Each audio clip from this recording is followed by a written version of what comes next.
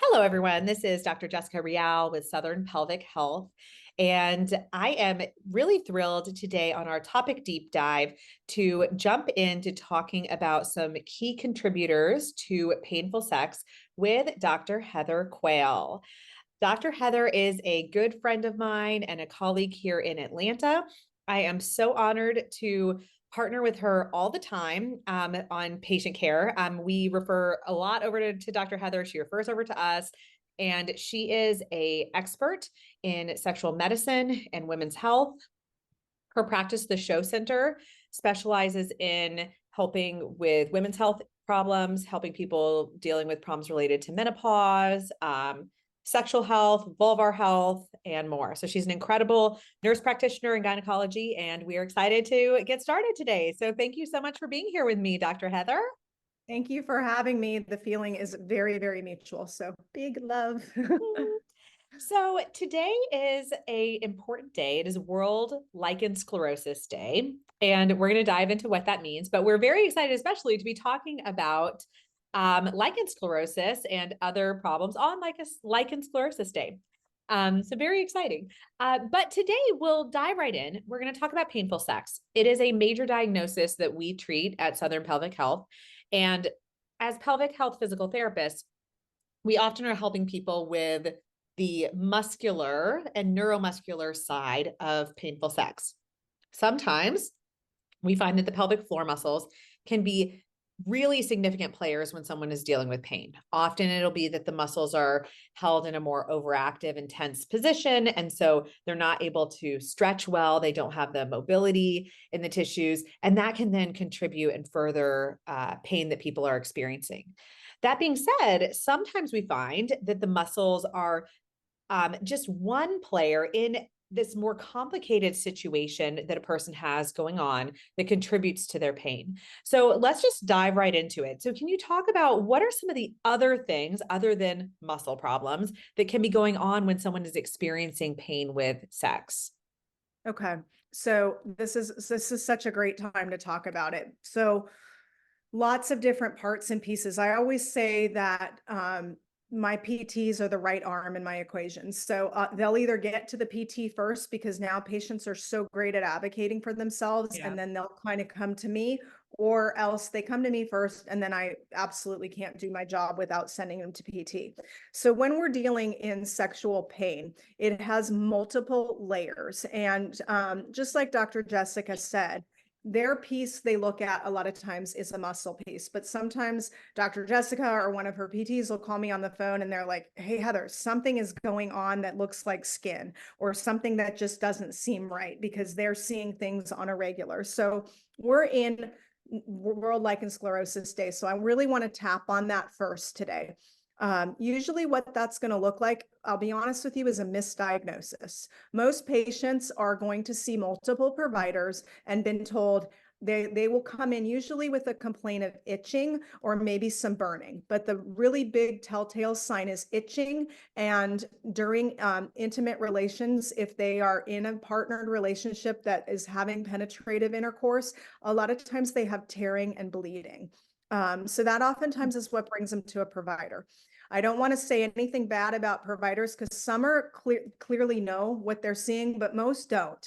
And most will say, oh, you have a yeast infection, because it presents with oftentimes some white changes that are going on in the vulvar vaginal area. So the vulvar area, for your listeners that don't know what that is, the vulva is what encompasses that whole external part of our female parts. So our labia majora, our labia minora, the vulva, the whole outside part. The vagina, that everyone calls that whole area vagina, is really just the canal that births the baby. So when I talk about lichen sclerosis, that is something that is often affecting the vulva, the labia majora, minora in particular, and what I call our vulvar vestibule, or the foyer, the opening to the vagina that my friend Dr. Jill Crafts so beautifully coins. And so what's going on in these tissues is when patients get to me, they've been told, I've been diagnosed with yeast multiple times. I've taken yeast meds. I've taken medicine for bacterial vaginosis and all these different things, and I'm not better. I'm still bleeding during penetrative intercourse, or I'm dry, or I hurt, or I itch. And on exam, oftentimes what I see is white changes in the vulvar area, as well as sometimes down in the rectum. We should have thought to brought a pelvic model here, and I didn't even think of it, but it usually makes what I call a figure 8. So if you think about where your vulvar opening is, the opening to your vagina, and then that bottom part that goes down to the rectum, it makes an 8 shape. And you'll often find white changes that go on there. And also you may see some resorption, meaning that your labia minora start disappearing.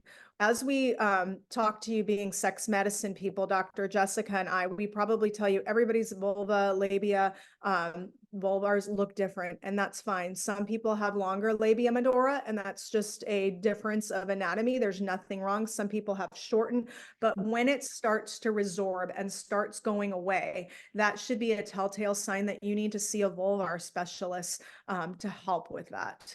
And then there's lots of different stepwise things that we do for it. It needs a high potency steroid cream, and it usually needs to be a lifelong use of it. I know that sounds a little bit scary, but if you're seeing these kind of changes, you really need to dive in more if you keep getting told you have yeast and you're not getting better.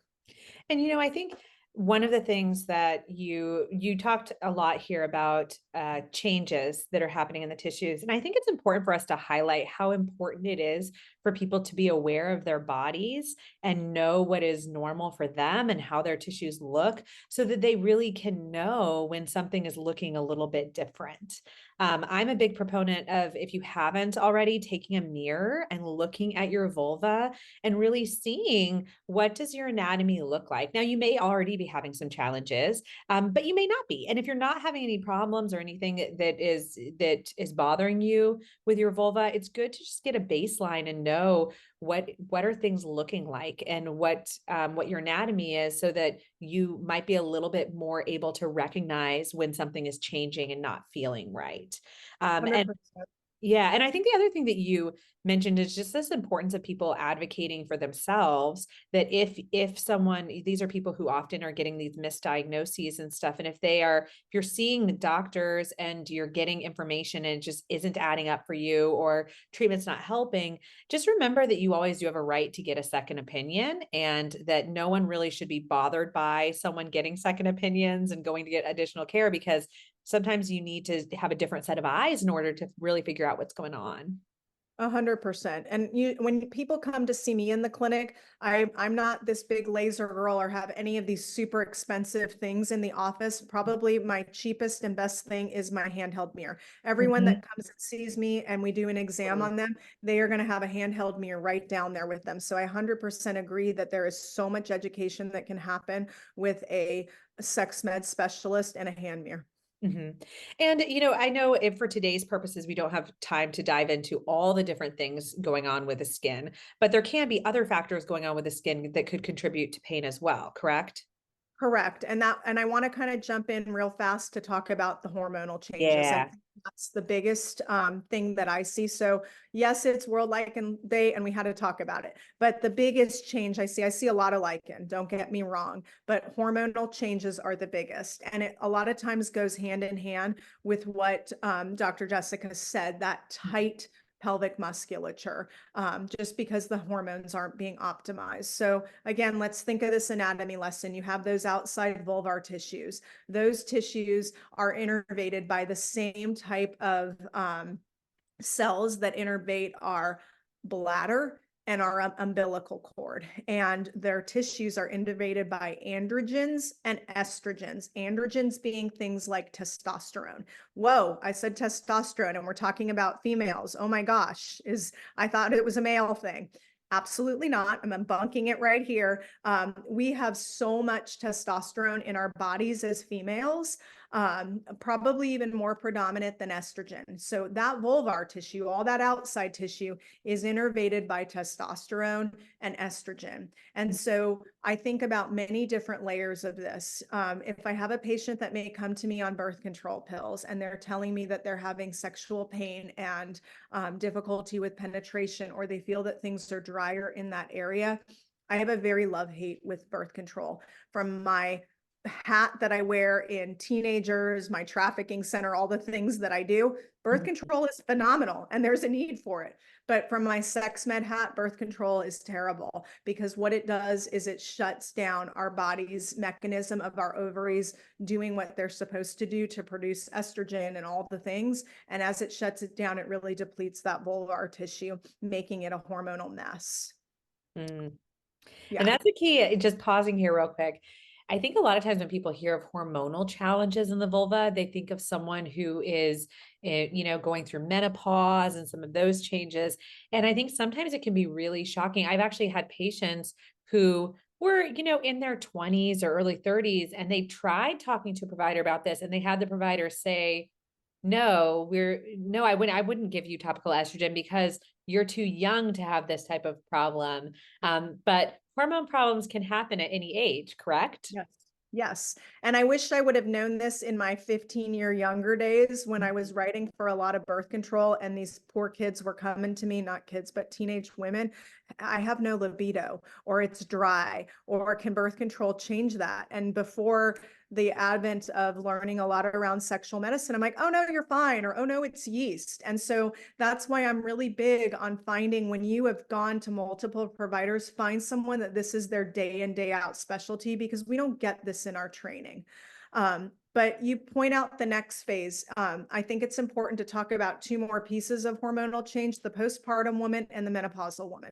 So the postpartum woman comes into either your office, my office, with that awful sensation, maybe that tightness, or maybe it feels like everything is falling out after childbirth, or they're breastfeeding. And so one of the big things that I want to put out here is, if you are breastfeeding, please talk to your provider about giving you a prescription for vaginal estrogen. I wish all of my postpartum moms would walk away from the hospital if they plan on breastfeeding with it, because what breastfeeding does is it depletes that natural estrogen supply. And so when patients are told, all right, you're good, you can have sex, it's been 6 weeks or whatever it is, go at it, and they're like, oh my gosh, it's so painful, it hurts, and I'm breastfeeding and all the other pieces. One of the biggest things is that they're very depleted of their estrogen. So again, that hormonal change.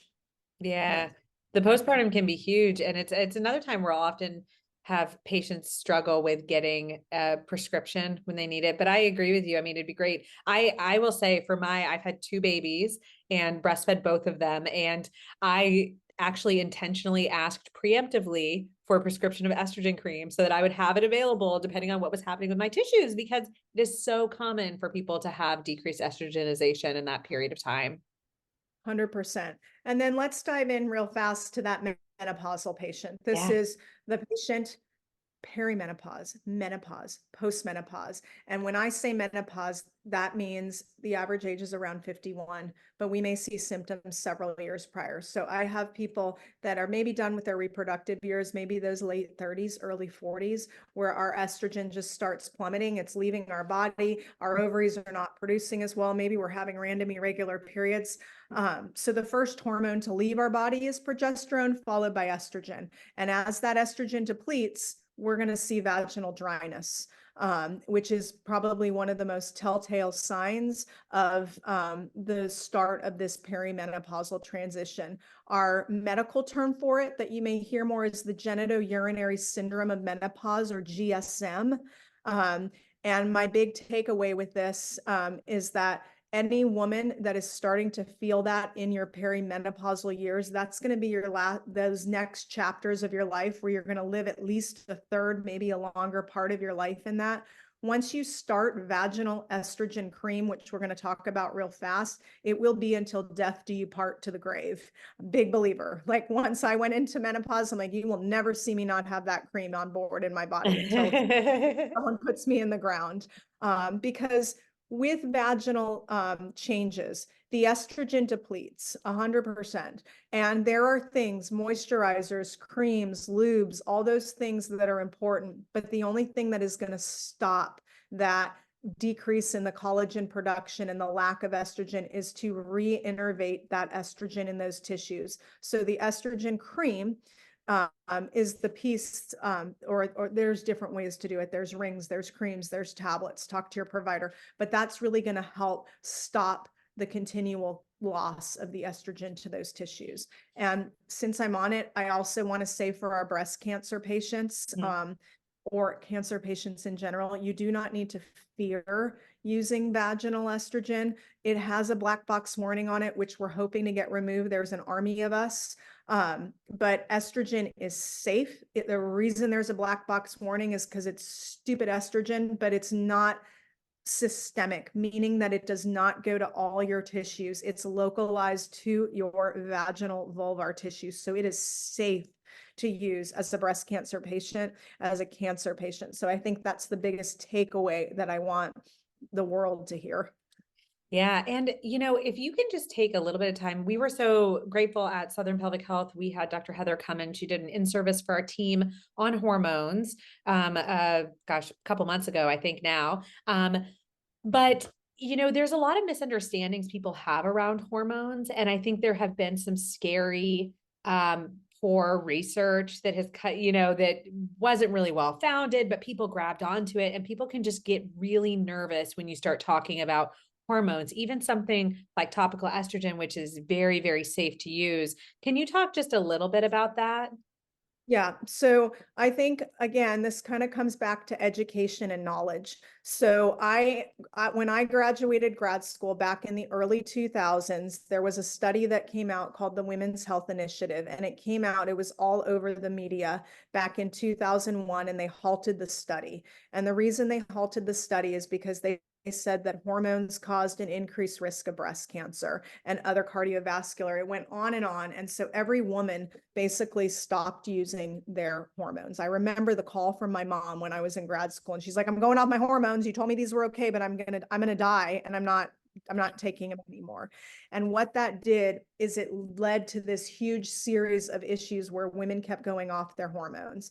And what that later drove is more of these bioidentical and some of these woo-woo places that are like, oh, come get your hormones. And there was the avenue of them coming in and rubbing creams on, and the wild yams and all the things like natural. And so it caused this craze. Well, now here we are in 2023, and a lot of us Gen Xers and baby boomers are like, hell no, we're not going to live and be told, suck it up, it's menopause, there's nothing we can do. And there's some fierce army people out there fighting for their hormones, because what we have found is we have gone back over the 22 years now of the data that came out from the WHI, and they have unbunked and rebutted every single claim that came out.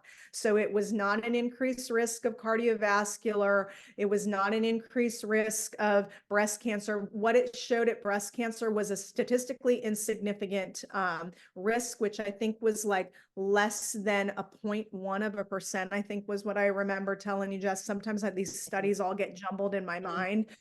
But less than a 1% risk. So part of the issue is that when that study was done, it looked at synthetic hormones. So you had your conjugated equine estrogen and medroxyprogesterone acetate, two synthetically made hormones that were made in a pharmaceutical lab. Not the same as what we bioidentically produce in our bodies, which are estrogen and micronized progesterone. And so it'd be really interesting to redo that study and use those bioidentical hormones that we produce in our body now, because now we recommend using transdermal options. So patches, creams, rings, avoiding a first pass on our stomach and our liver to be protective. So that's a whole other video that we can do. But the bottom line I want to get across is that hormones for most people are safe. There are red flags and yellow flags, but in terms of vaginal estrogen, that is a very, very safe option for 99.9% of people. Mhm. And then can you touch on, we talked about vaginal estrogen, but sometimes I know there's patients who benefit from other hormones as well to assist with problems that they're dealing related to their sexual health. Can you just talk briefly about that? So that hormone that you're referring to again is our testosterone. Mhm. We do not have, we are, do not, sorry, let me say this again. We have two, two FDA approved products to help with sexual dysfunction for women and their libido.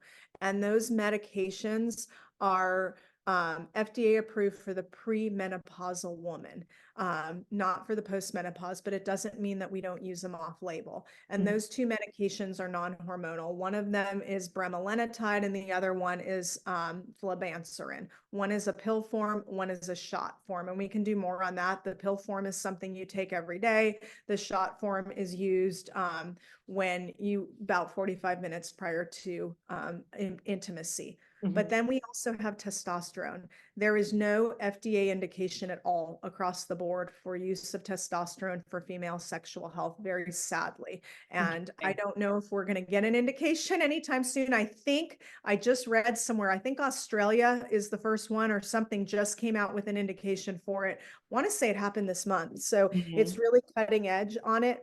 But we use testosterone off label for women all the time. It comes in multiple different ways, creams, and injectables. There's pellets. I can spend a whole Mhm. lot more time on that, but my go-to usually is going to be a testosterone cream. I try to follow ISWISH, International Society for the Study of Women's Sexual Health, guidelines around it. Mhm. We have guidelines for the postmenopausal woman to use it off label and how to treat that, but it doesn't mean we don't use it for the premenopausal woman. And so we use it at a very small dose. So there are side effects that come with it, but again, you really just want to see a qualified provider who knows how to do it. So if you feel that you need to have a discussion around it, please don't let your provider tell you there's nothing they can do for you, because there is. I love it.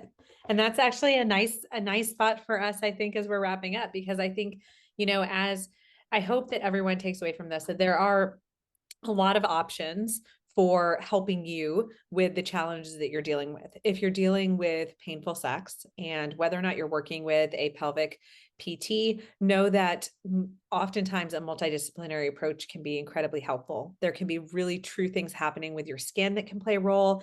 There can be hormonal challenges that can play a role. And the more you get the full picture and address all facets of the problem, we often see patients just get better a lot faster. They feel a lot better, and it can make a huge difference in your life. Absolutely. So thank you so much for having me. Love coming on and doing these little Yeah. educationals to Thank you reach. for being here. And Dr. Heather, if there are people listening who would like to work with you, can you tell us a little bit about your practice and where you're located? Absolutely. So I have a practice called the Show Center. It stands for the Sexual Health Optimization and Wellness Center. I'm located in Kennesaw, Georgia, but I do see patients also remotely because I'm licensed in Virginia, Minnesota, and Florida. But I also can see patients for educational purposes too. So if you want another set of eyes on things, we can do an educational visit and how to talk to your provider about it. And then probably some of the best ways to reach me, where I try to put out a lot of just education, but not medical advice, is my Instagram, which is at Show Center Dr. Q. Beautiful. Awesome. Well, thank you so much. I'll make sure to put that in the notes as well for people. But I appreciate your time today chatting. Thank you for having Thank me. you. Bye.